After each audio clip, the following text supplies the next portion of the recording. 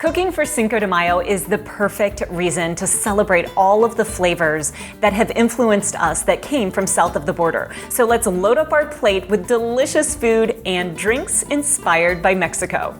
Carnitas is slow braised pork. I cube pork shoulder and throw it into my electric pressure cooker along with chicken broth and some Mexican spices like cumin, cilantro, chili powder, and dried Mexican oregano, and just let it cook for like 20 minutes. The first thing we're gonna do with it is turn these carnitas into Carnitas Tacos.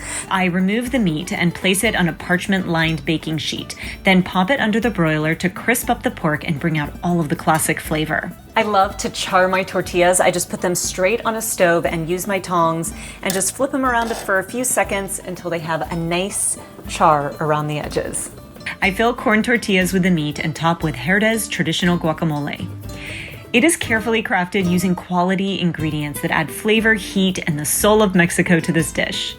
The combination of real avocados, serrano peppers, cilantro, garlic, onion, and salt is so authentic, no one will know I didn't make it myself. Perfect. I mean, how easy was that? Next up, we're gonna take the same meat from the carnitas and we're gonna turn them into nachos. So I have my carnitas that I'm gonna put on top of my yellow corn chips and just kind of sprinkle it on evenly. And of course, sharp cheddar cheese. Don't be shy. And back under the broiler. This already looks incredible. We're gonna make it even better. So I have some green bell peppers, black beans, yellow bell pepper, charred corn, fresh chopped tomatoes, and some of the fresh Jerez guacamole. Just a few chopped green onions and cilantro.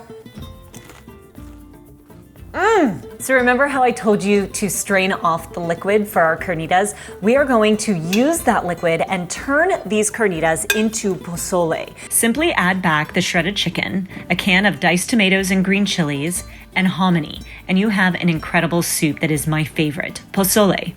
I garnish it with thinly sliced radishes and a few slices of jalapeno for heat. I hope you save room for dessert for this amazing Mexican banana milk bread pudding.